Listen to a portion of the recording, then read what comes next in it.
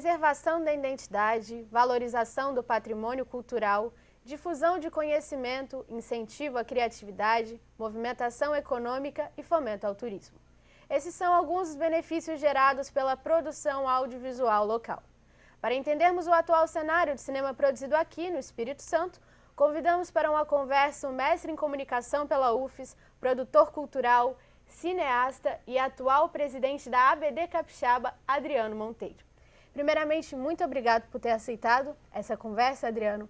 E a primeira pergunta que eu queria te fazer para você, enquanto realizador e enquanto representante do setor, quais são os principais desafios enfrentados pelo audiovisual capixaba na atualidade? Então, os desafios continuam muitos, né?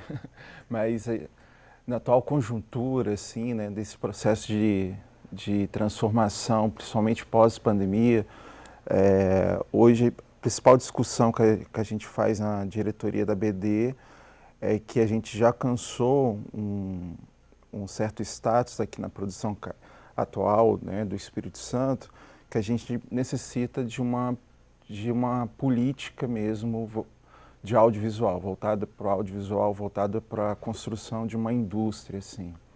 Essa política de fomento através dos editais não está dando conta mais dessa demanda, assim, né? Principalmente por causa, em consequência do curso de cinema da UFES, tem um curso técnico lá do Vasco Coutinho e, consequentemente, uma série de profissionais que se formam como autodidata, enfim. E nesse sentido, a produção audiovisual nesses últimos anos, ela cresceu exponencialmente, assim. Então, esse fomento do Estado, que é necessário, na verdade não se faz cinema no Brasil sem intervenção do Estado, sem um fomento do Estado, ele, hoje, como é feito no Espírito Santo, já não está dando mais conta, assim, dessa produção e você, enfim, sustentar uma produtora com todas, enfim, dificuldades que existem através disso, até mesmo os profissionais que querem se profissionalizar e querem viver da sua profissão enquanto um profissional da área de audiovisual. Então, muitos estados já têm construído essa política nesse sentido de realmente fomentar, não só através da Secretaria de Cultura, mas aliando outras secretarias, né? Por exemplo, recentemente, quase 2 semanas atrás, foi criado a Bahia Filmes, assim, uma empresa estatal do estado que vai cuidar a partir das produções da Bahia. Então, são algo nesse sentido, movimentações nesse sentido que a gente já está conversando, já dialogou com o secretário de Cultura do Espírito Santo para já começar a pensar, porque são muitas ramificações, capilaridades que tem no audiovisual, que não é só a produção, né? Por exemplo, semana passada mesmo estava na reunião sobre preservação e acervo, né? Como a gente vai... Então isso é um dinheiro enorme para se preservar, para restaurar e cuidar desses acervos do cinema capixaba. Então, assim, às vezes um leigo não tem dimensão do que é cuidar do que é a cadeia do audiovisual, assim. Por isso que não se faz cinema ou se trabalha no meio audiovisual sem intervenção do Estado. Por isso que a gente fala, a gente precisa de uma política voltada para o audiovisual, onde vai gerar emprego, vai gerar renda, as produtoras irão se sustentar e vai dar vazão aí os novos profissionais através do curso, né, incentivando a pesquisa, enfim, outras áreas afins. Você falou, né, que hoje o acesso é por meio desses editais, né? E uma questão que me vem, que na sociedade atual a gente discute muito diversidade. Queria saber, as obras contempladas por esses editais, no recorte de gênero, de raça, como que é o acesso por esses editais e o que teria que ser feito, né? Como você falou aí, já que eles não estão autossuficientes mais, como você... Isso. Então, é uma pergunta interessante.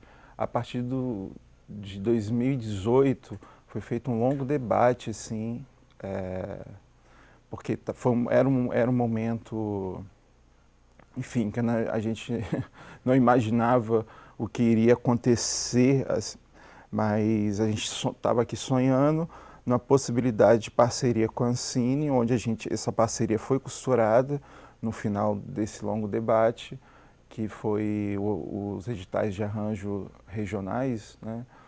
E nesse momento a gente pautou ali essa construção de cotas de políticas de ações afirmativas nos editais de audiovisual, que essa discussão já acontecia, naquele período já acontecia em outros estados, alguns estados já estavam aplicando e nos seus editais, e a gente pautou. Quando fala a gente, porque essa discussão começou com um coletivo que eu estava na época, de cineastas negros, e aí também umas meninas também se juntaram a nós nessa discussão, nesse debate, e foi um debate intenso, assim, porque era uma pauta meio nova para essa discussão aqui.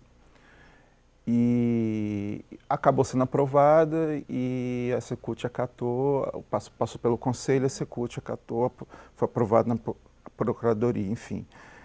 E a partir desse cenário a gente começou a ver algumas mudanças desde então, assim, porque realmente até esse momento ali, 2019, porque aí o edital foi sair em 2019, havia uma predominância mesmo de homens héteros brancos, assim, e que reflete a tendência nacional, assim, né? Essa predominância de homens héteros brancos, classe média, média alta, então tudo tem um recorte aí de gênero, raça e classe nesse debate, assim, por isso que a gente tem que ficar atento também a essas camadas, essas nuances nesses debates. E a partir da aplicação a gente está começando a ver uma certa mudança, um certo reflexo já da aplicação das leis, a aplicação das cotas, desculpa. A gente está começando a ver mais mulheres ganhando, nessa questão de mais mulheres brancas ainda, infelizmente, as mulheres pretas ainda estão começando a acessar agora. Homens pretos, a gente já conseguiu avançar relativamente bem. E isso são dados que eu verifico a partir, assim, não são estudos, isso aí eu estou preparando ainda, provavelmente para o meu doutorado, mas são dados que eu consulto, porque eu fico monitorando, até porque, enfim, ainda é uma quebra de braço, ainda é uma discussão que continua, né? Essa discussão das cotas aqui no Espírito Santo ainda causa polêmica ainda, infelizmente, mas, enfim. Eu queria levar a conversa agora para outro lado. Você já falou, né, sobre a importância da preservação, sobre a importância da diversidade. E eu percebo uma carência muito grande dos filmes produzidos aqui serem exibidos na sala de cinema, que a população tem acesso a esses filmes. O que tem sido feito, né, e o que ainda precisa ser feito para reverter essa situação? Para a população capixaba, assim, ter acesso às produções do Espírito Santo, acho que, e até mesmo ao cinema nacional, né, porque o cinema nacional é muito pouco consumido pelos próprios brasileiros, eu acho que a gente tem que passar por um processo de educação audiovisual, né. O próprio Metrópolis aqui, um projeto que eu trabalhei, tem um projeto muito bacana de Cine Escola Metrópolis, que parte dessa premissa da educação audiovisual, assim. Então, aqui no Espírito Santo, existem vários festivais, como o Festival de Vitória, tem a mostra, a própria mostra da BD, que já são 15 edições da mostra, a gente vai preparar uma mostra também esse ano, no final do ano, provavelmente. Então, e aí a gente tenta conseguir alcançar esses públicos, não só o segmento, as pessoas, os artistas, né, estudantes, enfim, mas a gente tenta alcançar e é feito muito trabalho em escolas, principalmente, né?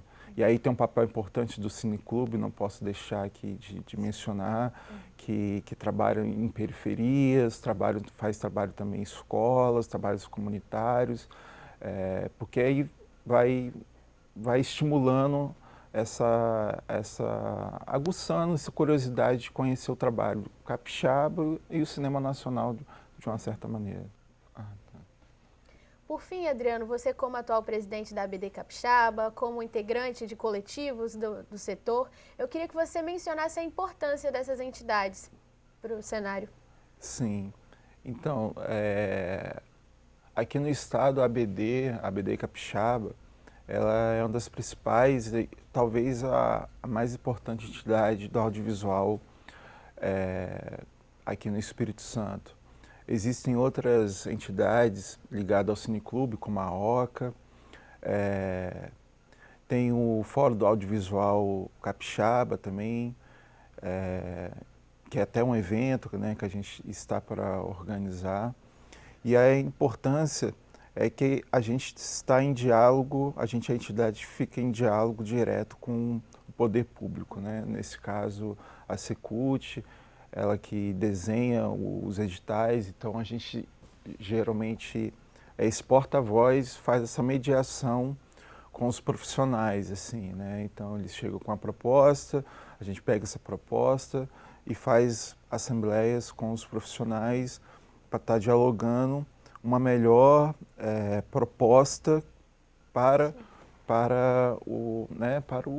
os profissionais, né? Enfim. Então a gente fica também fazendo sugestões de alteração, e alteração não só nos editais, mas alteração, enfim, faz esse diálogo, assim. Então essa função da BD, sendo esse porta-voz aqui, e para os profissionais, ela tem quase uma espécie, dá para fazer uma analogia com um sindicato, assim, embora não seja o sindicato.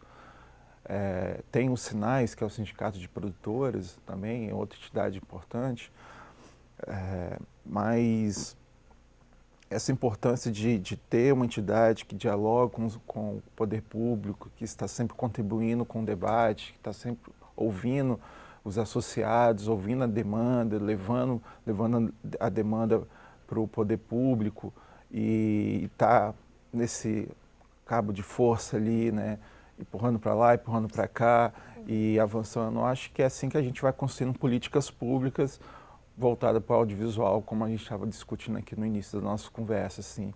E é assim que a gente vai apresentando demandas, o poder público, ele responde, a gente pressiona de um lado, eles pressionam do outro, e assim a gente vai construindo melhor para o audiovisual capixaba, que, enfim, tem aí exportado, produzido filmes mundo afora e alcançado festivais importantes no mundo aí. Tenho certeza que esse diálogo, esse papel é muito importante para que o cinema aqui se fortaleça cada vez mais. Muito obrigado por ter batido esse papo com a gente. Eu que agradeço. E também queria agradecer a todo mundo que acompanhou o Reverso UFES até aqui. Até a próxima edição.